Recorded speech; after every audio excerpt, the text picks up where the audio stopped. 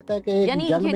Guarantor کی guarantee کون دے گا احمد صاحب؟ گارنٹر کی گارنٹی کون دے گا اور گارنٹر پر ٹرسٹ کون کرے گا؟ کیا ایران اس وقت امریکہ یا اسرائیل پر ٹرسٹ کر سکتا ہے کہ وہ خلاف ورزی نہیں کریں گے؟ جس طرح ابھی بات بھی ہو رہی تھی کہ پہلے بھی ملٹیپل ٹائمز مختلف ممالک میں سیز فائر کی خلاف ورزی ہوتی رہی ہے، غزہ کی مثال ہمارے سامنے ہے۔ جی بہت شکریہ۔ دیکھیں، سیز فائر بیسکلی فنڈامنٹلی یہ جنگ کے درمیان میں، کانفلکٹ کے درمیان میں ایک پاز ہوتا ہے، نیسیسریلی جنگوں کا اختتام نہیں ہوتا سیز فائر۔ اور آپ کو مڈل ایسٹ کے اندر جو آپ کہہ رہی ہیں کہ ابھی جو جنگ ایران اور اسرائیل کے درمیان میں جو وار ہوئی جس میں امریکہ بھی انوالو ہوا، اس جنگ کے بعد حالات نارمل ہوں گے یا نہیں؟ اس کا ایک سمپل سا سوال ہے، کیا اسرائیل کے ہیجمونک ڈیزائنز ریجن کو لے کے وہ ختم ہو گئے ہیں اس جنگ کے بعد؟ کیا پروجیکٹ گریٹر اسرائیل جو کہ فنڈامنٹل پرنسپل ہے اسرائیل کی فورن پالیسی کا، کیا وہ ختم ہو گیا ہے؟ کیا دا زائونسٹ نیچر آف دا اسرائیلیز وہ ختم ہو گئی ہے؟ کیا یہ تھاٹ پروسیس کہ پورے مڈل ایسٹ کے مسلمان ہمیں سرو کرنے کے لیے بنے ہیں and we are superior people, اور اگر ہم یہ سرو کرتے ہوئے مر بھی گئے تو یہ خوش قسمت ہیں، کیا یہ تھاٹ پروسیس اسرائیل سے ختم ہو گیا ہے؟ جو کہ نہیں ہوا بالکل، صرف ڈائنامکس چینج ہوئے ہیں، لیکن گریٹر اسرائیل کے لیے ان کا ایکسپینشنزم تو اسی طرح وہیں پہ موجود ہے۔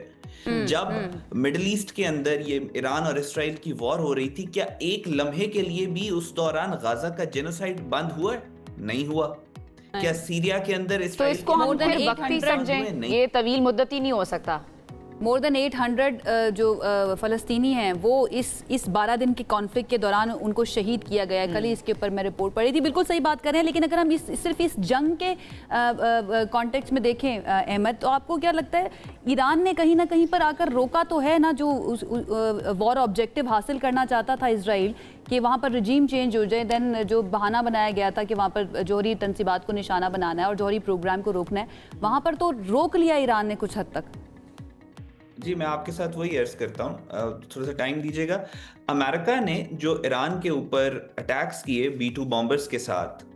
وہاں پہ جب اس نے اٹیک کیا امریکہ نے، تو اس وقت ایرانیئنز نے کہا کہ ہمارے وہ جو پلانٹس تھے تینوں وہ خالی تھے، ان میں کچھ بھی وہ they were not active nuclear plants۔ Americans بھی یہ کوسچن کر رہے ہیں کہ اگر وہ ایکٹیو نیوکلیئر پلانٹس تھے تو پھر تو کنٹامینیشن اور ریڈیشن ساری پھیلنا چاہیے، پھر تو چنوربل کی طرح کا واقعہ ہونا چاہیے، جو کہ نہیں ہوا۔ اسی وجہ سے ہی IAEA کے حساب سے یہی لیگل تھا جو امریکہ نے کیا۔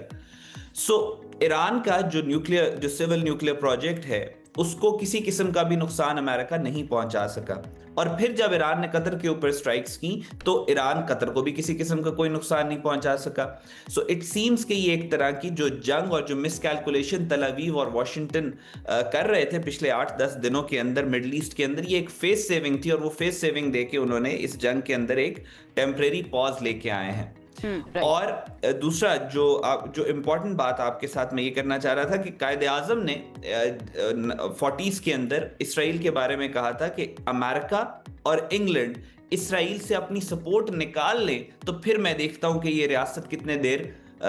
قائم رہ سکتی ہے، سروائیو کر سکتی ہے۔ انگلینڈ کی سپورٹ تو کچھ حد تک بنائن ہو گئی، لیکن اس پچھلے 70 سالوں کے اندر امریکہ نے آؤٹ آف دا وے جا کے اسرائیل کو سپورٹ کیا۔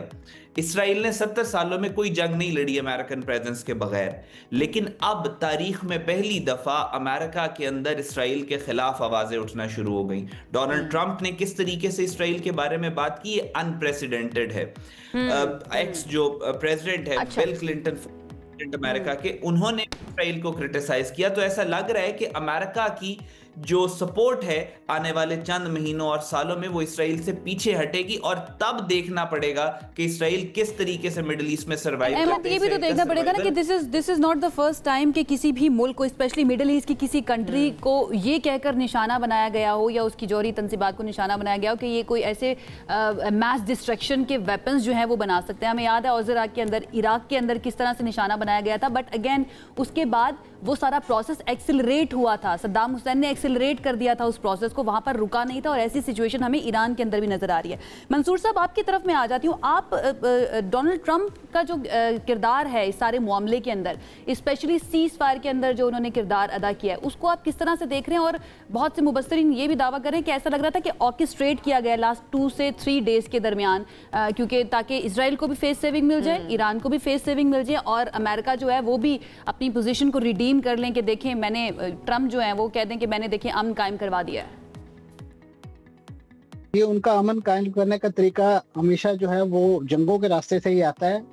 وہ تقریباً جہاں جہاں امن قائم کرنے کا دعویٰ کر رہے ہیں وہاں جنگ ناگزیر ہے, اور اس جنگ کو رکوانے کے حوالے سے جو ان کا کردار ہے, میں تو کم از کم اس کو کوئی اتنا زیادہ مستحسن خیال نہیں کرتا. اور اس جنگ بندی کے حوالے سے بھی جو ان کا کردار ہے وہ بھی کچھ اسی نوعیت کا ہے. اور آپ کی بات یہ کسی حد تک ٹھیک ہے کہ ہمیں لگتا ہے کہ خاص طور پہ جس طریقے سے آخری 2-3 دن کی ایپیسوڈ ہے وہ بالکل ایک کوریوگرافک قسم کی ایکٹیویٹی لگ رہی تھی, خاص طور پہ جو ایران کی طرف سے اپنے جو بلند بانگ دعوے تھے جنگ کے دنوں میں کہ ہم امریکی اہداف کو خطے میں نشانہ بنائیں گے, تو انہوں نے بھی بڑا ویل کیلکولیٹڈ ایکٹیویٹی قطر پر جو میزائل داغے, اور اس کے بعد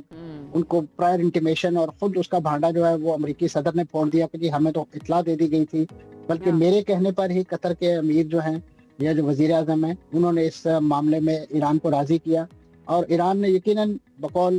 جو اس وقت ہمارے پاس اطلاعات آ رہی ہیں کہ ایران کو بھی کوئی فیس سیونگ درکار تھی, تو انہوں نے پھر ایک ارینجمنٹ کے تحت بالکل اسی طریقے سے جس طریقے سے آپ کو یاد ہوگا 2020 میں بھی ایران کے ایک بڑے ہی اہم ملٹری کمانڈر جو ہے القدس فورس کے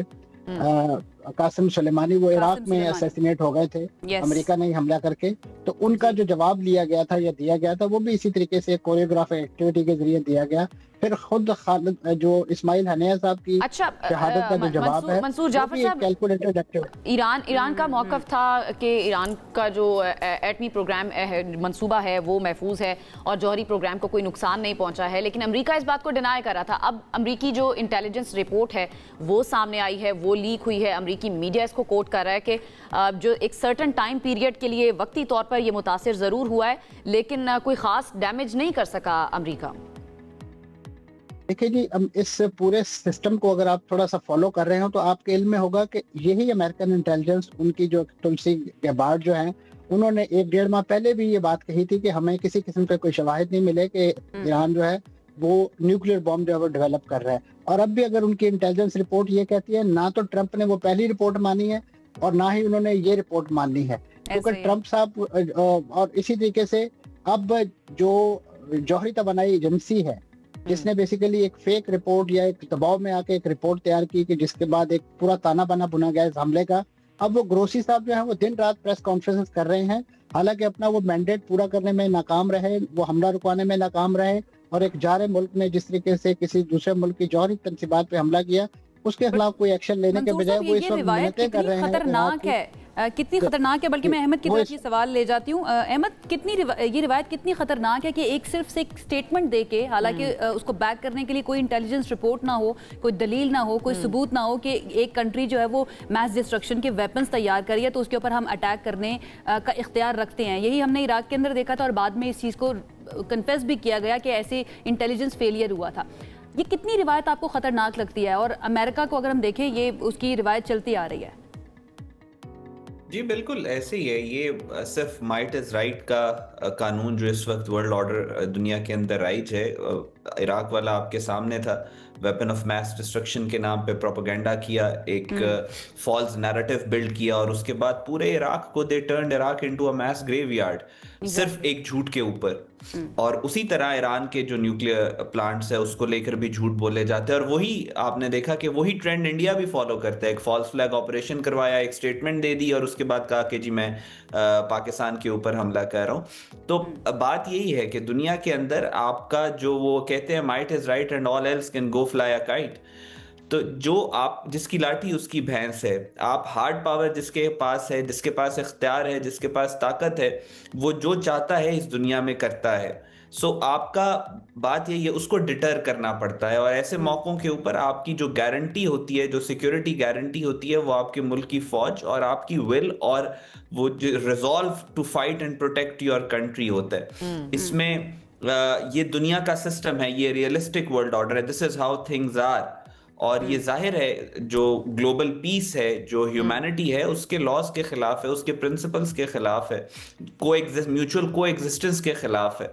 اور I think it's about time کہ دنیا کم سے کم اس طرح کے فالس فلیگ آپریشن یا فالس نیریٹیوز کی بیس کے اوپر کوئی ایسا میکنزم تو لے کے آئیں کہ کم سے کم وہ چیک تو ہو سکے. U N O is there, لیکن یو این او کو بالکل ٹوتھ لیس کر دیا گیا ہے، کیونکہ یو این او کو ہمیشہ دیکھا گیا ہے کہ جب اس طرح سے بڑے ممالک کسی ملک، چھوٹے ملک پہ حملہ کرنے کی بات کرتے ہیں تو یو این او جو ہے وہ it has been seen supporting them. ایک